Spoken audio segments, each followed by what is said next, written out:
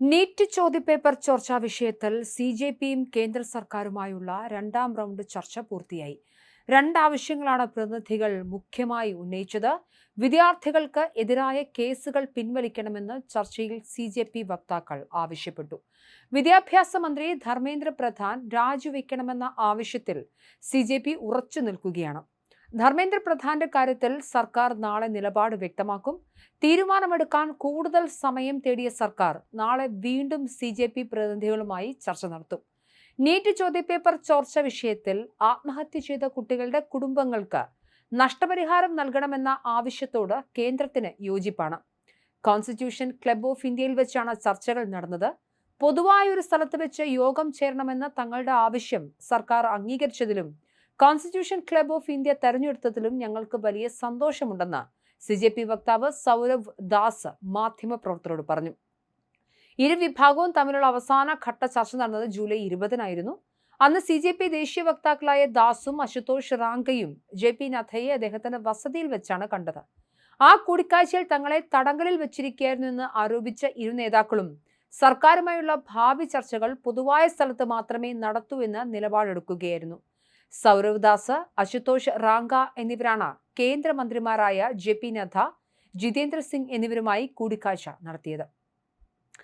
അതേസമയം ധർമ്മേന്ദ്ര പ്രധാന്റെ രാജിയല്ലാതെ മറ്റൊന്നും സ്വീകാര്യമല്ല എന്നാണ് അഭിജിത് ദീപ്കെ പറയുന്നത്. കേന്ദ്രത്തിന്റെ ആശ്വാസ നടപടികളും ആക്ടിവിസ്റ്റ് സോനം വാങ്ചുക് നിരാഹാര സമരം അവസാനിപ്പിച്ചതും സമരത്തിന്റെ പ്രധാന ആവശ്യത്തെ ബാധിക്കില്ലെന്നും കേന്ദ്ര വിദ്യാഭ്യാസ മന്ത്രി ധർമ്മേന്ദ്ര പ്രധാൻ രാജിവെക്കുന്നതുവരെ വിദ്യാർത്ഥികളുടെ പ്രതിഷേധം തുടരുമെന്നും CJP സ്ഥാപക പ്രസിഡന്റ് അഭിജിത് ദീപ്കെ വ്യക്തമാക്കി.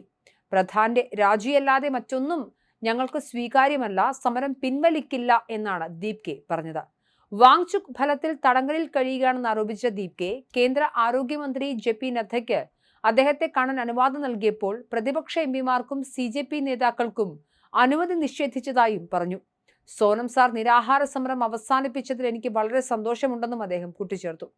വിദ്യാഭ്യാസ മന്ത്രി ധർമ്മേന്ദ്ര പ്രധാൻ രാജിവെക്കുക എന്നതിൽ കുറഞ്ഞതൊന്നും സ്വീകാര്യമല്ലെന്ന് കേന്ദ്രവുമായുള്ള രണ്ടാം ഘട്ട ചർച്ചകൾക്ക് തുടക്കമിട്ട വേളയിൽ CJP സ്ഥാപകനായ അഭിജിത് ദീപ്കെ വീണ്ടും എടുത്തു പറഞ്ഞിരുന്നു.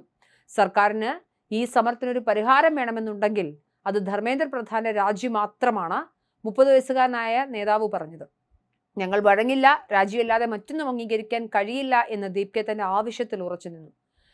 പ്രധാന ആവശ്യങ്ങളിൽ സർക്കാരിൽ നിന്ന് ഉറപ്പ് ലഭിച്ചതിനെ തുടർന്ന് വ്യാഴാഴ്ച രാത്രി വൈകി 26 ദിവസം നീണ്ട നിരാഹാര സമരം അവസാനിപ്പിച്ച സോനം വാങ്ചുക് ആവശ്യപ്പെട്ടാൽ പോലും സമരം പിൻവലിക്കുവാൻ ചോദ്യത്തിന് ദീപ്കെ ഇല്ല എന്നാണ് മറുപടി പറഞ്ഞത്.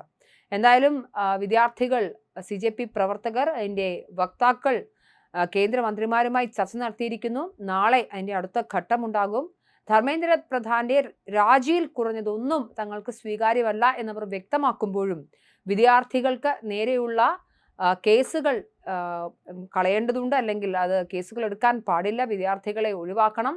അതുപോലെ തന്നെ നീറ്റ് പരീക്ഷയുമായി ബന്ധപ്പെട്ട് ആത്മഹത്യ ചെയ്ത കുട്ടികൾക്ക് നഷ്ടപരിഹാരം നൽകണം. അതുപോലെ തന്നെ കൃത്യമായ നിയമ സംവിധാനം ഉണ്ടാക്കണം എന്ന വിഷയങ്ങളിൽ ആവശ്യം ഉന്നയിച്ചിട്ടുണ്ടായിരുന്നു CJP. ഇതിനോട് അനുകൂലമായ രീതിയിലാണ് മറുപടി നൽകിയത്.